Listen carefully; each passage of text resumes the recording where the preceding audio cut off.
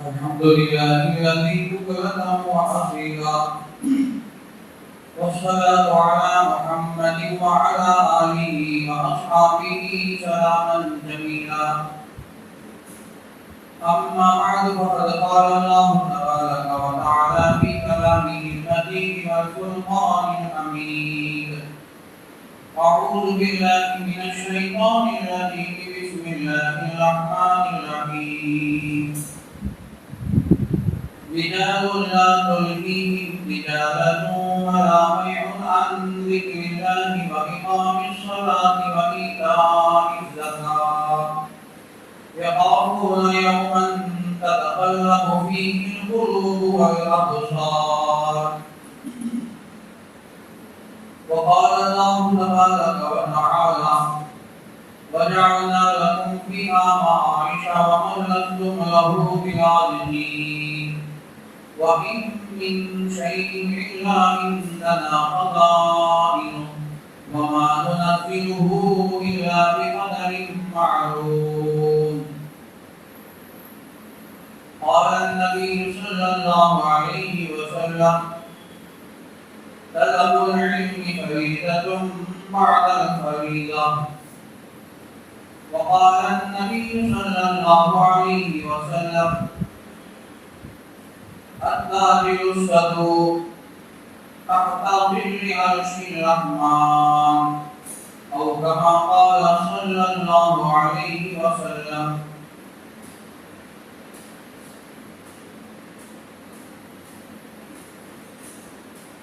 اللہ تبارک و تعالیٰ کا بے انتہا کرم و احسان ہے، اسی کا فضل اور شکر ہے، اسی ذات وحدہ لا شریک نے ہم سب کو ہمارے نبی حضرت محمد رسول اللہ صلی اللہ علیہ وسلم کی امت میں پیدا فرمایا۔ درود و سلام نازل ہو ہمارے آقا تاجدار مدینہ محمد نبی محمد مصطفیٰ صلی اللہ علیہ وسلم پر، ان کے آل اور ان کے تمام اصحاب پر ہو۔ بزرگان محترم، نوجوانان اسلام، معزز سامعین، اللہ تبارک و تعالیٰ نے اپنے نبی محمد رسول اللہ صلی اللہ علیہ وسلم کے واسطے سے جو دین، جو طریقہ، جو زندگی گزارنے کا نہج ہمیں عطا فرمایا ہے، وہ تمام مذاہب سے بالکل مستثنا اور الگ ہے۔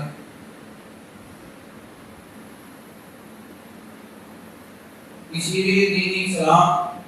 تمام ادیان پر غالب ہے۔ ان الدین عند اللہ الاسلام، اسلام اللہ کے نزدیک سب سے بلند ہے، وہ دین اسلام اللہ کے نزدیک سب سے محبوب ہے۔ اس کی بہت سارے وجوہات ہیں۔ اس کی وجہ یہ بھی ہے کہ شریعت کا جو کام اللہ نے ہمیں عطا فرمایا ہے، تو وہ اگر اللہ کی رضامندی اور نبی اکرم صلی اللہ علیہ وسلم کے طریقے کے مطابق ہو جائے تو وہی شریعت بن جاتی ہے، وہی عبادت بن جاتی ہے۔ اگرچہ کہ ہم اپنی ضرورت پوری کرتے ہیں، ہم اپنی ضرورت کے لیے کھاتے ہیں، پیتے ہیں، زندگی گزارتے ہیں، تجارت کرتے ہیں، اپنے کاروبار میں مصروف رہتے ہیں، اپنی تجارتوں میں منہمک رہتے ہیں، اور ہم اپنی منڈیوں میں، اپنی کاروبار میں، دکانوں میں مصروف ہوتے ہیں، یہاں تک کہ بندہ اپنی بیوی سے قریب بھی ہوتا ہے۔ اس کے باوجود اگر بندہ یہ ارادہ کرے کہ میں اللہ کی رضامندی کے لیے اور نبی اکرم صلی اللہ علیہ وسلم کے طریقے کے مطابق اگر آدمی اس عمل کو کر رہا ہے تو وہی عبادت بن جاتی ہے۔ ہمارا کھانا عبادت ہے، ہمارا پینا عبادت بن جاتا ہے، ہمارا سونا عبادت بن جاتا ہے، بھی بچوں کے ساتھ زندگی گزارنا عبادت بن جاتا ہے، ہماری تجارت عبادت بن جاتی ہے، ہمارا کاروبار تجارت بن جاتا ہے، عبادت بن جاتی ہے۔ تو تو یہ شریعت جو اللہ نے ہمیں عطا کی ہے، جو دین اللہ نے ہمیں عطا کیا ہے، اتنا پاکیزہ اور اتنا پاک اور صاف و ستھرا ہے کہ بندہ خود عمل کرو اپنی ضرورت کے لیے کریں، لیکن اس کے باوجود اگر یہ طریقہ اللہ کے حکم کے مطابق، نبی کے طریقے کے مطابق ہے تو یہی عبادت بن جائے۔ اس سے پہلے میں آپ کے سامنے بات کہہ چکا ہوں کہ اگر بندہ کھانے کے لیے دسترخوان پہ بیٹھتا ہے، ظاہر بات ہے یہ کھانا ہماری طبیعت سے اس کا تعلق ہے، اس کا تعلق ہمارے پیٹ سے ہے، ہمیں بھوک لگتی ہے تو ہم کھانا کھاتے ہیں، اس کا تعلق ہمارے بدن اور باڈی سے ہے۔ لیکن اگر یہی کام، یہی کھانا اللہ کے حکم کے مطابق، اللہ کی رضا کے لیے، نبی اکرم صلی اللہ علیہ وسلم کے طریقے کے مطابق، سنت کے مطابق اگر کھانا کھا رہا ہے، کھانا مفت میں ہو جائے گا، لیکن ساتھ میں وہ عبادت بن جائے گا۔ رات کو سونے کے لیے بندہ بستر پہ جاتا ہے، اپنی نیند پوری کرتا ہے، اسے تقاضا ہے، نیند آ رہی ہے، تھکان ہے، تھک چکا ہے، اپنی تھکان کو دور کرنے کے لیے سونے جا رہا ہے، اس کا تعلق اس کے بدن اور باڈی سے ہے۔ لیکن اس کے باوجود اگر وہی وضو کے ساتھ سنت کے مطابق نبی اکرم صلی اللہ علیہ وسلم کے سنت کو ادا کرنے کے لیے اگر آپ کی سنت کے مطابق سو رہا ہے تو پوری رات سونا مفت میں ہو جائے گا، لیکن پوری رات عبادت کا ثواب اسے مل جائے گا۔ اسی طرح میرے دوستو، اللہ نے ہمیں جو تجارت عطا کی، جو کاروبار ہے، یہ اتنا پاکیزہ ہے، اس سے ہم اپنی ضرورت پوری کرتے ہیں، ہماری ضروریات اس سے پوری ہوتی ہیں، ہمارے تقاضے ہیں، اس تجارت کے ذریعے سے ہمارے تقاضے پورے ہوتے ہیں، بیوی بچوں کی ضروریات پورے ہوتے ہیں۔ لیکن اگر اسی کام کو اللہ کے حکم کے مطابق، نبی اکرم صلی اللہ علیہ وسلم کے طریقے کے مطابق اگر کرتا ہے تو اس کی تجارت اس کے لیے عبادت بن جائے۔ اللہ نے ایسے تاجرین کے بارے میں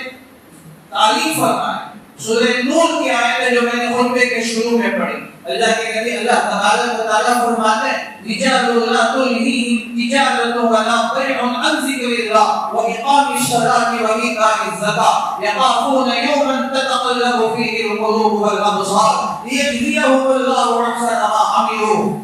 ویزیدہم من فضلہ واللہ یرزق من یشاء بغیر حساب۔ اللہ فرماتے ہیں کچھ بندے ایسے ہیں جو تجارت کرتے ہیں، جو کاروبار کرتے ہیں، لیکن ان کی یہ تجارت اللہ کے ذکر سے غافل نہیں کرتے، نماز قائم کرنے سے ان کو ان کی تجارت نہیں روکتی ہے، زکوٰۃ ادا کرنے سے ان کی یہ تجارت ان کو مانع نہیں بنتی ہے۔ تجارت بھی کر رہا ہے، اللہ کا ذکر بھی کر رہا ہے، تجارت بھی کر رہا ہے، نمازیں کا اہتمام بھی کر رہا ہے، تجارت بھی کر رہا ہے، اور ساتھ میں اللہ کے احکامات کو پورا بھی کر رہا ہے۔ لا تلہیہم تجارۃ ولا بیع عن ذکر اللہ، تو اللہ کے ذکر سے وہ غافل نہیں ہے۔ تو فرمایا اللہ تعالیٰ ایسے تاجرین کے، ایسے نیک بندوں کے اللہ تعریف فرماتے ہیں، ایسے تاجر حضرات یخافون یوما تتقلب فیہ القلوب والابصار، وہ قیامت کے دن سے ڈرتے ہیں، اللہ کے سامنے کھڑے ہونے سے ڈرتے ہیں، جس دن کے آنکھیں اور دل دھڑکنے لگیں۔ یجزیہم اللہ احسن ما عملوا، اللہ تعالیٰ ان کو بہترین بدلہ عطا فرمائیں گے، ویزیدہم من فضلہ، اور اللہ ان کو مزید اور ترقی عطا فرمائیں گے۔ کیوں؟ واللہ یرزق من یشاء بغیر حساب، اللہ جسے چاہتا ہے رزق عطا فرماتا ہے بغیر حساب۔ مفسرین کرام نے لکھا ہے یہاں کن لوگوں کی اللہ تعریف کر رہا ہے، رجالوں سے کون مراد ہے؟ تو فرمایا کہ وہ تاجر تجارت بھی کر رہے ہیں، زبان سے اللہ کا ذکر بھی کر رہے ہیں، تجارت کر رہے ہیں، اپنی منڈی میں ہیں، اپنے آفس میں ہیں، اپنے کاروبار میں ہیں اور اپنے کارخانے میں ہیں، لیکن ان کی زبان اللہ کی ذکر سے تر و تازہ ہے، کام کر رہے ہیں، لیکن زبان سے اللہ اللہ کے الفاظ ہیں، زبان سے لا الہ الا اللہ کے جملے ہیں، استغفر اللہ کے جملے ہیں، درود کے شریف جملے ہیں، اور اسی طرح توبہ استغفار کی کلمات ان کی زبان سے بار بار نکل رہے ہیں، پھر بھی وہ اپنی آفس میں مصروف اور بزی ہے، لیکن اس کی زبان اللہ کی یاد سے غافل نہیں ہے۔ تو فرمایا کہ ایسے اللہ کے نیک بندے مراد ہیں جو تاجر، جو تجارت بھی کر رہے ہیں تو اللہ کا ذکر بھی کر رہے ہیں، وہ تاجر بھی ہیں، ذاکر بھی ہیں۔ پھر فرمایا کہ جب نماز کا وقت ہو جائے، اذان ہو جائے، مؤذن کی کلمات اپنی زبان پہ پڑ جائے، اپنے کانوں پہ پڑ جائے، تو فوراً اپنے کاروبار کو چھوڑ دیتے ہیں، اپنی آفس کو چھوڑ کر وہ مسجد کی طرف نکل آتے ہیں، نماز کو قائم کرنے کی فکر میں لگ جاتے ہیں، اور یہ اللہ تعالیٰ کے نیک بندے۔ تو اس لیے تاجرین کو چاہیے کہ نمازوں کا اہتمام کرے، تاجرین کو چاہیے کہ اللہ کے ذکر کا اہتمام کرے، تو وہ تاجر بھی بنے گا، ذاکر بھی بنے گا، وہ مصلی بھی بنے گا، نماز پڑھنے والا بھی بنے گا۔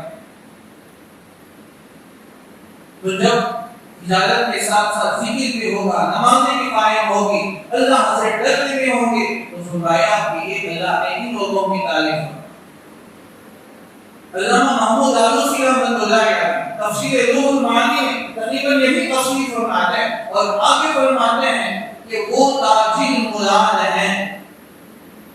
جن لوگوں کی اللہ نے تعریف کی ہے وہ تاجر مراد ہیں جو اپنے کاروبار کو صحیح نہج کے مطابق کرتے ہیں، شریعت کے اصول اور ضوابط کے مطابق کرتے ہیں، چاہو اپنی تجارت میں دھوکہ نہیں دیتے ہیں، اپنی تجارت اپنے کاروبار کو صداقت کے ساتھ، سچائی کے ساتھ اختیار کرتے ہیں، نہ کسی کو دھوکہ دیتے ہیں، نہ کسی سے دھوکہ کھاتے ہیں۔ یہ سچا تاجر ہے، تو ایسے لوگوں کی اللہ تعالیٰ نے تعریف کی۔ دھوکہ نہ دے کسی کو، جھوٹ نہ بولے تجارت کے اندر، کاروبار کے اندر جھوٹ نہ بولے۔ حضرت خواجہ بہاؤالدین نقشبندی رحمۃ اللہ علیہ فرماتے ہیں کہ وہ تاجر مراد ہیں کہ تجارت کرتے ہوئے اپنے مال کو صحیح بتا دے کہ یہ میرا مال، اس مال پہ گارنٹی کیا ہے، اس مال کی کیپیسٹی کیا ہے، بتا دے صاف صاف۔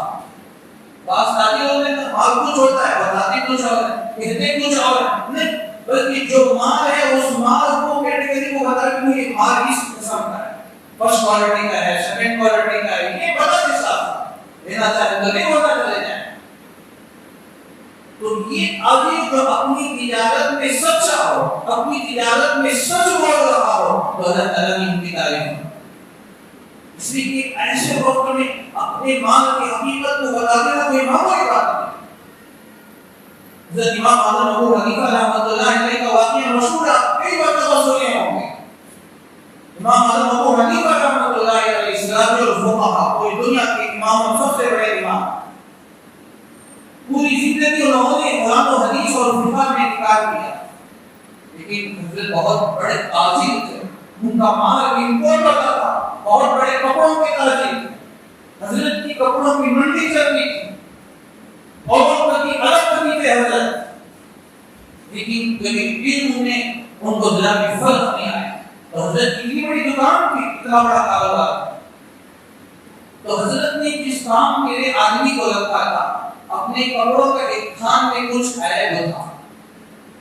تو اس مال کے اندر کچھ کمی تھی، حضرت نے بتا دیا کہ دیکھو یہ کپڑے کا جو تھان ہے، اس تھان کے اندر کچھ کمی ہے، جو بھی لینے کے لیے آئے اور اس کو بتا دیں کہ اس میں عیب ہے، اور وہ جو قیمت ہم نے مانگا ہے اس کو دے۔ حضرت نے صاف کہہ دیا تھا اپنے کام والے کو، اب حضرت پڑھنے پڑھانے میں مصروف ہو گئے۔ ایک وقت گزرا، پھر چند دن کے بعد حضرت کی پوجا میں بھی کیا ہوا، وہ ہمارے کپڑا جو تھان تھا نا، اس کے کپڑے میں جو عیب تھا اس کو کیا ہوا، وہ خادم جو تھا سر پکڑ کے بیٹھ گیا کہ حضرت میں تو بھول ہی گیا، میں تو سب ملا کر اس کو میں نے کیا کیا، اس کو میں نے اس کو بیچ دیا۔ حضرت پریشان ہو گئے، کہا کہ میں نے تم سے کہا تھا یہ دھوکہ ہے۔ تو حضرت نے شہر بھر میں اعلان فرمایا کہ جو بھی میری دکان سے اس قسم کا کپڑا خریدا ہے اور وہ غلطی سے وہ کپڑے میں عیب ہے، اگر وہ رہنا چاہے کپڑا، لگنا چاہے رکھ لے، لیکن کوئی قیمت واپس لینا چاہے آپ کو لے کر چلے۔ کئی دن تک حضرت اعلان کر لے، یہ تقویٰ تھا، یہ طہارت تھی حضرت کے لیے۔ تو ایسے اپنی تجارت میں جو مال ہے اس مال کو صحیح بتا دیں۔ عام طور سے ہم دھوکہ دیتے ہیں کہ مال کچھ اور بتاتے ہیں، بیچتے کچھ اور ہیں اور بتاتے کچھ اور ہیں، کام کچھ اور لگاتے ہیں۔ تو اس سے حضرت خواجہ بہاؤالدین نقشبندی رحمۃ اللہ علیہ فرماتے ہیں سچا تاجر وہ ہے جو اپنے مال کی کیپیسٹی کو بتا دے کہ یہ مال کون سی کیٹیگری کا ہے، فرسٹ کا ہے، فرسٹ کوالٹی کا ہے، سیکنڈ کا ہے، صاف صاف کہہ دے کہ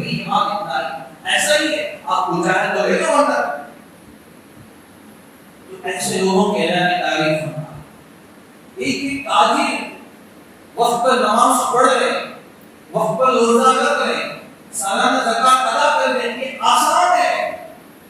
الحمدللہ کئی تاجر آپ کو ایسے مل جائیں گے جو تجارت بھی کرتے ہو، اللہ کا ذکر بھی کرتے ہو، نماز بھی ان کی چھوٹ بھی نہیں ہے، ان کے زکات بھی چھوٹتے نہیں ہے، لیکن کاروبار کے معاملے میں، رینٹ کے معاملے میں وہ زیرو ہوتے ہیں۔ ایسے بہت کم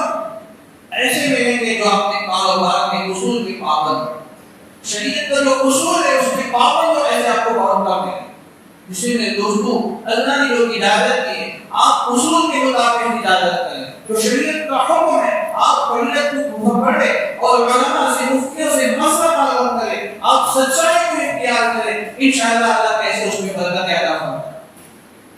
ہم سمجھتے ہیں کہ ہم کسی کو دھوکہ دے کر مال کو کم قیمت کی چیز کو زیادہ میں بیچ دیں گے مجھے پہلے زیادہ نفع مل رہا ہے، حقیقت میں نفع نہیں مل رہا ہے۔ انما یاکلون فی بطونہم نارا، حقیقت میں وہ جہنم کی انگاریں اپنے پیٹ میں بھر رہا ہے۔ تو اسی اللہ تعالیٰ نے تعریف فرمایا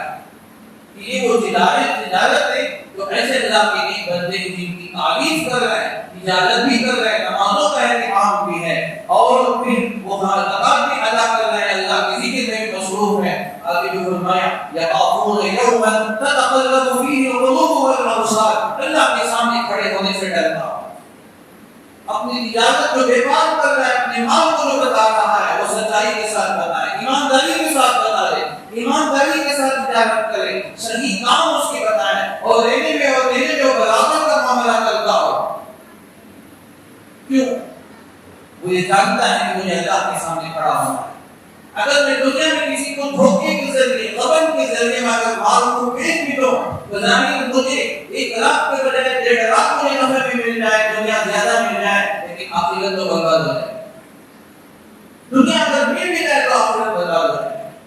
اللہ کے سامنے مجھے کھڑا ہونا ہے، یخافون یوما، اس دن سے وہ ڈرتا ہو، فیہ القلوب والابصار تتقلب فیہ القلوب والابصار، جس دن آنکھیں اور دل پھٹا جائیں گے اور دل دھڑکنے لگیں گے، قیامت کا جو منظر اللہ نے بیان فرمایا۔ اب اس دن سے ڈر کر اللہ کے سامنے کھڑے ہونے سے، خوف ہو کر اللہ کے سامنے کھڑنے سے وہ ڈرتا ہے، تو اللہ نے سورہ رحمان میں بہت بڑی خوشخبری دی ہے، وَلِمَنْ خَافَ مَقَامَ رَبِّهِ جَنَّتَانِ، جو اپنے رب کے سامنے کھڑے ہونے سے ڈرتا ہے اللہ اس کو 2 جنت عطا فرمائے، فَبِأَيِّ آلَاءِ رَبِّكُمَا تُكَذِّبَانِ۔ تو جو اپنے رب کے سامنے کھڑے ہونے سے وہ تاجر اور کرے گا، جو ڈرے، جو اپنے مال کو صحیح تجارت کرے، وہ اللہ کا خوف اسے مانے، میں بظاہر دھوکہ میں دے دوں لیکن اللہ تو مجھے دیکھتا ہے، اللہ تو جانتا ہے کہ میرے مال کے اندر کتنی خرابی ہے، میرے مال کے اندر کتنا صحیح ہے، میرا مال کتنا غلط ہے۔ تو یہ آیت جو سورہ نور کی ہے، آگے اللہ تعالیٰ فرماتے ہیں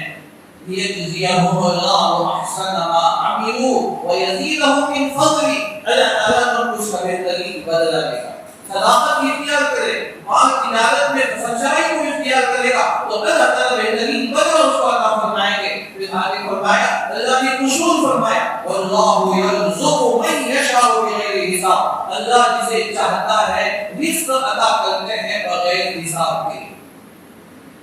یہ اصول ہے، اللہ نے قرآن میں 4-5 جگہ اس کو فرمایا، ان اللہ یرزق من یشاء بغیر حساب، ان اللہ هو الرزاق ذو القوة المتین، وہی لازم ہے، وہی رزق دینے والا ہے، وہی بغیر حساب کے دینے والا ہے، وہی جسے چاہتا ہے رزق دیتا ہے، جسے چاہتا ہے زیادہ دیتا ہے، جسے چاہتا ہے کم کر دیتا ہے، جسے چاہتا ہے مالدار بنا دیتا ہے، جسے چاہتا ہے غریب کرتا ہے اور جسے چاہتا ہے غربت کی زندگی گزارنے پر مجبور کرتا ہے، جسے چاہتا ہے نصرت کی زندگی عطا فرماتا ہے۔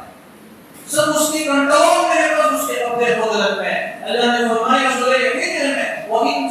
مِن شَيْءٍ إِلَّا عِندَنَا خَزَائِنُهُ، تمام چیزوں کے خزانے ہمارے پاس موجود ہیں، اور ہم وَإِنَّ لَهُ لَحَافِظِينَ، ہم ہی رزق دینے والے ہیں۔ رزق کے خزانے ہمارے پاس ہیں، برکتوں کے خزانے ہمارے پاس ہیں، تو کہاں مڑ رہے ہیں؟ اب اللہ کے جو خزانے سے آدمی وہی حاصل کرے گا جو اپنی تجارت میں صحیح ہو، اپنی تجارت کے اصول پر پابند ہو، سچائی کو اختیار کرے گا تو اللہ کے خزانے سے اس کو ملے گا بغیر حساب۔ جو دھوکہ نہیں کرے گا، جو غبن کرے گا، جو تجارت کے اصول کے خلاف اپنے مال کو دھوکے سے بیچے گا، تو اللہ تعالیٰ اسے محروم کرے گا۔ بظاہر دنیا زیادہ آتی ہوئی نظر آئے گی، مال زیادہ آتا ہوا نظر آئے گا، حقیقت یہ ہے کہ اسے کچھ حاصل نہیں ہوگا۔ اس لیے اللہ نے فرمایا، اللہ نے رسول فرما دیا، یہ سب رزق کے خزانے ہمارے پاس ہیں، ہم جس کے چاہتے ہیں رزق کے دروازے کھول دیتے ہیں، جسے چاہتے ہیں عطا کرتے ہیں۔ اللہ یرزق من یشاء بغیر حساب، یہ اصول ہے میرے دوستو، بس اس پر ہمارا یقین ہو، یقین کامل ہو۔ میں تجارت سے نہیں کروں گا، اللہ مجھے روزی دینے والے ہیں، اللہ مجھے رزق دینے والے ہیں، اللہ تعالیٰ مجھے عطا کرنے والے ہیں۔ وَجَعَلْنَا لَهُ فِيهَا مَعَائِشَ وَمَنَسْتُ لَهُ بِرَازِقِينَ، اور وہی زندگی گزارنے کے طریقے، وہی زندگی گزارنے کا نہج ہم ہی عطا کرتے ہیں، اور اللہ تعالیٰ وہی چیزیں ہمیں عطا فرماتے ہیں، وہی کا رہو رازقون، اور وہی رزق دینے والا ہے۔ اس سے ہم یہ خیال کریں کہ میں دھوکے سے مال کو زیادہ میں بیچ لوں گا، میں مالدار ہو جاؤں گا، میرے پاس مال زیادہ آ جائے گا، یہ اس کا دھوکہ ہے، یہ اس کی غلط فہمی ہے۔ حالانکہ برکتیں اللہ تعالیٰ کے اصول پر عطا فرماتے ہیں، صحیح تاجر کو اللہ عطا فرماتے ہیں، اور صحیح تجارت کرنے والے کو بھی اللہ تعالیٰ نے بڑی بڑی خوشخبریاں سنائیں۔ اللہ کے نبی صلی اللہ علیہ وسلم التاجر الصدوق تحت ظل عرش الرحمن، الترغیب والترہیب کی روایت۔ اور اسی طرح امام جلال الدین سیوطی رحمۃ اللہ علیہ تفسیر درر منصور میں اس روایت کو نقل فرمایا، جو تاجر سچا ہوگا، التاجر الصدوق تحت ظل عرش الرحمن، رحمان کے عرش کے نیچے رہے۔ دوسری حدیث جامع ترمذی کی مشہور حدیث ہے، التاجر الصدوق الامین مع النبیین والصدیقین والشہداء، جو تاجر سچائی کو اپنائے گا، جو تاجر صداقت کو اپنائے گا، اپنے بات پر اپنے کام پر امین ہوگا، امانت دار ہوگا، وہ نبیوں کے ساتھ اس کا حشر ہوگا، نبیوں کے ساتھ، صدیقین کے ساتھ، شہداء کے ساتھ اس کا حشر ہوگا۔ اللہ کے نبی صلی اللہ علیہ وسلم نے فرمایا التجار هم الفجار، اکثر جو تاجر ہوتے ہیں وہ اصل گنہگار ہوتے ہیں، الا من اتقى وبر وصدق، مگر جو تقوی اختیار کرے، نیکی کو اختیار کرے، صداقت کو اختیار کرے تو ہی نیک تاجر بنے۔ ورنہ تاجر عام طور سے دھوکے دینے والے ہوتے ہیں، وہ فجار ہوتے ہیں، وہ فاجر نافرمان ہوتے ہیں، لیکن اللہ کے نبی نے استثناء فرمایا سب ایسے نہیں ہوتے، الا من اتقى وبر وصدق، جو تقوی اختیار کرے، نیکی اختیار کرے اور صداقت کے راستے کو اختیار کرے تو اللہ تبارک و تعالیٰ اس مال و برکتوں کو عطا فرمائے۔ اب سوال یہ علماء نے لکھا ہے کہ تجارت تاجر جو امین بھی ہو، صادق بھی ہو، دو شرطیں، امین ہو، امانت دار ہو، صادق ہو، اپنے مال میں سچائی کو اختیار کرنے والا، اس کو کتنی بڑی خوشخبری کہ کل قیامت کے دن نبیوں کے ساتھ ہوگا۔ صحیح حدیث ہے جامع ترمذی ہے، سنن بیہقی اور دارمی کی بھی روایت، وہ نبیوں کے ساتھ ان کا حشر ہوگا، صدیقین کے ساتھ ان کا حشر ہوگا۔ اتنا اونچا مقام کیوں ہے؟ اتنا بڑا مقام ایک تاجر کو، حالانکہ نماز پڑھنے والے کے بارے میں یوں نہیں کہا، روزہ رکھنے والے کے بارے میں یوں نہیں کہا، اور بڑے بڑے اعمال کرنے والے، بڑے بڑے نیکیاں کرنے والے، تہجد کرنے والوں کو، پڑھنے والوں کو یہ مقام نہیں مل رہا ہے جو اللہ کے نبی ایک ساتھ ایک تاجر جو صالح امین ہے اس کے اتنی بڑی خوشخبری دیتا ہے۔ وجہ کیا ہے؟ اس کی وجوہات میں شارحین حدیث بہت سے بات بیان کرتے ہیں۔ پہلی وجہ یہ ہے جتنے نبی آئے ہیں تو انہوں نے بھی تجارت کی ہے یا زراعت کی ہے یا بکریاں چلائے ہیں یا کوئی عمل کی ہے، جتنی تجارت ہے اللہ نے نبیوں کے ذریعے سے اللہ نے کام کیا۔ سب سے پہلے حضرت آدم علیہ السلام آئے تو سب سے پہلے تجارت کرنے کا، زراعت کرنے کا طریقہ ان کو بتایا گیا۔ تو حضرت آدم علیہ السلام نبی بھی ہیں، کسان بھی ہیں، ہمارے لوگ کسان، وہ کسان بھی ہیں، زارع ہیں، زراعت کرنے والے ہیں۔ تو اللہ تعالیٰ نے ان کو یہ فن بتایا، یہ طریقہ بتایا کہ زمین کو جوت کر، زمین کو ہمیں ہموار کر کے اس میں پانی چھوڑ کر، بیج ڈال کر کیسے کھیتی کیا جائے، کیسے اناج اگایا جائے، کیسے اپنی ضرورت پوری کی جائے۔ تو یہ فن اللہ تعالیٰ نے حضرت آدم علیہ السلام کے ذریعے عطا فرمایا۔ اس کے بعد حضرت ادریس علیہ السلام آئے تو حضرت ادریس علیہ السلام کہ ہماری زبان میں کہتے ہیں کہ وہ ٹائلر تھے، تجارت کو سینا جانتے تھے، لکھنا جانتے تھے، بہت سارے علوم قاضی ثناء اللہ پانی پتی رحمۃ اللہ علیہ تفسیر مظہری میں لکھا ہے حضرت ادریس علیہ السلام نے قلم بنایا، لکھنے کا طریقہ بتایا اور اسی طرح سوئی کو ایجاد کیا اور ایک کپڑوں کو دوسرے کپڑوں سے جوڑنے کا طریقہ اور فن سکھایا جسے ہم کپڑا سینا کہتے ہیں، درزی کہتے ہیں۔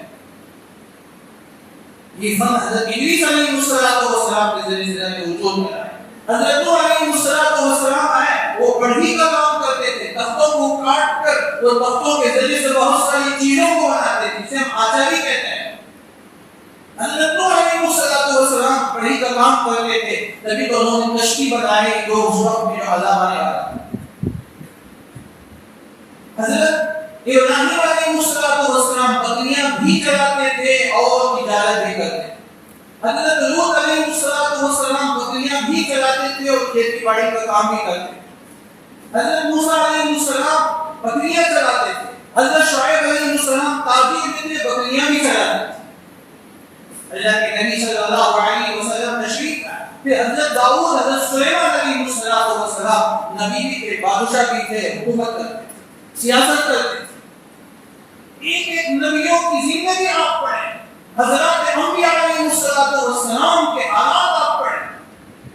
کیونکہ جتنے کام ہیں حضرت انبیاء علیہ السلام سے شروع ہوا ہے، اللہ نے ان سے اس کام کو ایجاد کیا ہے، یہ تمام کام وہاں سے شروع ہے حضرت انبیاء علیہ السلام کے ذریعے سے جو آج ہم کام کر رہے ہیں۔ اللہ کے نبی صلی اللہ علیہ وسلم چھوٹے تھے، حلیمہ سعدیہ کے یہاں موجود تھے، قبیلہ بنو سعد میں تھے تو بکریاں چلایا کرتے تھے 6 سال تک۔ پھر اس کے بعد مکے میں آئے، اللہ کے نبی صلی اللہ علیہ وسلم وہاں بھی بکریاں چلایا کرتے تھے، اس کے بعد اونٹ چلایا کرتے تھے۔ پھر اس کے بعد اللہ کے نبی صلی اللہ علیہ وسلم آپ جوان ہوئے تو اس کے بعد خواجہ ابو طالب کے ساتھ آپ تجارت میں تشریف لے گئے، یہاں تک کہ آپ تجارت میں مشہور ہو گئے۔ حضرت خدیجہ کبریٰ رضی اللہ عنہا نکاح میں آنے سے پہلے بہت بڑا سرمایہ دے کر اللہ کے نبی صلی اللہ علیہ وسلم کے پاس مال دے کر ان کے شام کو لے جایا تھا، کتابوں میں کتابوں میں نقل ہے۔ تو اللہ کے نبی صلی اللہ علیہ وسلم نے مختلف کام کیے۔ بچپن میں آپ نے بکریاں چلائے، بکریاں مکے میں آ کر بکریاں بھی چلائے، اونٹ بھی چلائے۔ حضرت اللہ کے نبی صلی اللہ علیہ وسلم امام الانبیاء والمرسلین خاتم النبیین ہیں، آپ اتنے بڑے امام ہیں، آپ نے اتنا اونچا مقام عطا فرمایا، لیکن اللہ تعالیٰ نے آپ اس کا کام آپ سے فرمایا۔ اسی میں دوستوں جب بندہ کوئی تاجر صحیح تجارت کرتا ہے، اصول اور ضوابط کے مطابق تجارت کرتا ہے، تو اب حدیث میں فرمایا الصادق الصدوق الصادق التاجر الصدوق الامین مع النبیین، وہ نبیوں کے ساتھ ہوگا، اس سے نبیوں نے تجارت کی ہے، نبیوں نے کاروبار کیا ہے، نبیوں نے بکریاں چلائے، نبیوں نے اونٹ چلائے، نبیوں نے درزی کا کام کیے، نبیوں نے بڑی کا کام کروایا اور نبیوں نے زراعت کا کام کروایا۔ اب جو بندہ تاجر ہو کر دو صفات ان کے اندر ہو، وہ صادق بھی ہو، امین بھی ہو، وہ سچائی بھی ہو، امانت دار بھی ہو، تو کل قیامت کے دن اللہ تبارک و تعالیٰ نبیوں کے ساتھ ان کا حشر فرمائیں گے۔ اللہ یہ بتائیں گے اے میرے بندے، تو نے میرے نبی کی طرح تو نے سچائی کو اختیار کیا، نبی کی طرح تو نے تجارت کی، سچائی کو اپنایا اور اپنے مال میں اپنے کام میں تو امین بھی تھا، تو اس لیے تیرا حشر نبیوں کے ساتھ۔ شاعرین حدیث امام نووی علیہ رحمت اور دیگر شاعرین اس کی وجہ یہ ہے، علامہ ابن حجر اسقلانی نے لکھا۔ تو اس لیے تاجر کو جو اتنا اونچا مقام دیا گیا ہے کوئی معمولی بات نہیں، کہ دو صفات ان کے اندر، تاجر کے اندر ایک سچائی اور امانت ہے، لیکن دو باتیں کہنا اتنا آسان ہے اتنا مشکل ہے۔ تاجر کو صادق بننا، امین بننا بہت مشکل ہے، گویا لوہے کی طرح چلانا ہے، گویا امراض کو اپنے ہاتھ میں لینا ہے، امراض کے ٹکڑوں کو اپنے ہاتھ میں لینا ہے۔ خصوصاً اس زمانے کے اندر اپنی تجارت میں اگر کوئی تاجر اصول پر قائم ہو اور اپنے ضوابط پر قائم ہو، شریعت کے پابند ہو، سچائی کو صداقت کو اختیار کرنا، اس کے لیے ایسے انداز میں چلنا ہے۔ لیکن اللہ کا بندہ ہمت کر کے اللہ سے ڈرتے ہوئے، اللہ کا خوف اپنے دل میں رکھتے ہوئے، یخافون یوما تتقلب فیہ القلوب الابصار جو صفت بیان فرمائی تاجر کی، اس خوف کے ساتھ اللہ تعالیٰ کے سامنے کھڑا ہونا ہے، مجھے اللہ کے سامنے جواب دینا ہے، تو کسی آدمی سزا سچائی کو اختیار کر کے اگر اس کی اجازت کر رہا ہے، اگر کے بجانے کا نقصان بھی اگر اس کا ہو جائے، نفع کم بھی اگر اسے مل رہا ہے، لیکن وہ سچائی کا دامن، صداقت کا دامن اور امانت داری کا دامن نہیں چھوڑتا ہے، تو اللہ تعالیٰ اس کے بدلے میں اسے قیامت کے دن نبیوں کے ساتھ دوستو قیامت کے دن جب انبیاء علیہ السلام ہوں گے، ان کے پیچھے پیچھے یہ ایک خادم کی حیثیت سے رہے گا، دیگر تاجر دیکھیں گے ارے یہ تو ہمارے ساتھ تجارت کرتا تھا، یہ تو ہمارے ساتھ بیپار اور کاروبار کرتا تھا، لیکن کیا ہوا کہ ایک مقام تو بہت اونچا ہے، نبیوں کے پیچھے پیچھے چل رہا ہے۔ جب نبیوں کے پیچھے چلے گا تو وہ بغیر حساب کتاب جنت میں جائے گا، اسی طرح اشارہ ہے، کیونکہ نبی سیدھے جنت میں جائیں گے، جو نبی کے ساتھ رہے گا، نبی کی معیت میں رہے گا، تو اللہ کے نبی فرماتے ہیں کہ وہ بھی اس کے ساتھ ہے۔ دوستو اس کی صداقت ہدایت اختیار کرنا ہے۔ الحمدللہ دو تین جمعے سے آپ کے سامنے اسی عنوان پر بات ہو رہی ہے۔ میرے کہنے کا مقصد یہ ہے کہ دوستو اپنے نوجوان دوستوں کو آپ ان کو تعلیم کے ساتھ ساتھ علوم اصلیہ کے ساتھ ساتھ کوئی ہنر، کوئی فن ان کو سکھائیں، ان کے اندر ان کے ساتھ تعلیم بھی ہو ایک ہاتھ میں، اور ایک ہاتھ میں ان کے پاس ایک ہنر بھی ہو۔ اگر یہ ٹکریاں کبھی کسی وقت کام نہ آئے تو پھر اپنے ہنر مندی کے ذریعے، اپنی عقل کے ذریعے سے جو صلاحیت ان کے اندر ہے، جو ہنر مندی ان کے اندر ہے، جو تجارت کا ہم سلیقہ اور اس کے اندر جو ماہر ہے، تو اس کے ذریعے سے آواز نہیں لگی۔ اس لیے ہمارے ساتھ دونوں چیزیں ہونی چاہیے، اور ایک نوجوان اپنے بچوں کو ایک ایک دو تین ہنر مندی سکھائے، اپنے بچوں کو بھی گھروں کے اندر گھر بیٹھے بیٹھے کوئی کام پر سکھائے کہ وہ گھر بیٹھے پردے کے ساتھ رہ کر اپنی ضرورت پوری کر سکتے ہیں۔ کسی کی زندگی میں آگے حالات کیسے بھی آ سکتے ہیں، تو اس لیے وہ خود کفیل ہو جائے، خوددار بن کر زندگی گزارے، کسی کے سامنے ہاتھ پھیلانے کی، کسی کے سامنے دستے سوال کرنے کی کسی بھی موقع پر ضرورت نہ پڑے، تو ایسے اپنے بچوں کو خوددار بنائے، اپنے نوجوانوں کو ہنر مندی سکھائے، ان کے اندر ٹیلنٹ پیدا کرے جو بچوں کے اندر ہے۔ میں اس سے پہلے بھی کہتا ہوں ہر بچے کے اندر، ہر نوجوان کے اندر یہ صلاحیت موجود ہے، چھپی ہوئی ہے۔ ہماری ضرورت اس بات کی ہے، بڑوں کی ضرورت اس بات کی ہے، ماں باپ کی ضرورت ہے کہ اس چیز کو ہم سمجھیں۔ اساتذہ ہیں، استاد ہیں، اسکول کے پروفیسر، کالج کے پروفیسر ہیں، ان کو چاہیے کہ اپنے اسٹوڈنٹ کو سمجھیں اور ان کے اندر جو صلاحیت ہے وہ اجاگر کرے اور ان کے ماں باپ کو توجہ دلائیں۔ آپ کا بچہ اتنا ٹیلنٹ ہے، وہ اتنا ماہر ہے، یہ کر سکتا ہے، یہ کر سکتا ہے، یہ کر سکتا ہے۔ زبان سے آپ رہبری کریں گے تو بچہ ہمارا نوجوان کہیں سے کہیں پہنچ جائے، انشاءاللہ ہمیں آخری تک کو یاد کرتا رہے گا، دعائیں دیتا رہے گا۔ اس کی تجارت اور یہ ہنر مندیاں یہ اللہ تعالیٰ کی طرف سے بہت بڑی نعمت ہے۔ اللہ نے انسان کو جو مکرم اور معزز بنایا، کیوں بنایا؟ تو شارحین مفسرین کرام نے اس کی 11 وجوہات ہیں کہ انسان کو اللہ نے تمام مخلوقات پر مکرم معزز کیوں بنایا؟ وَلَقَدْ كَرَّمْنَا بَنِي آدَمَ 11 باتیں لکھے علماء نے، مفسرین کرام نے۔ اس میں ایک بات یہ بھی ہے کہ اللہ نے ہمیں ہنر مندی ہمارے ہاتھ میں دی۔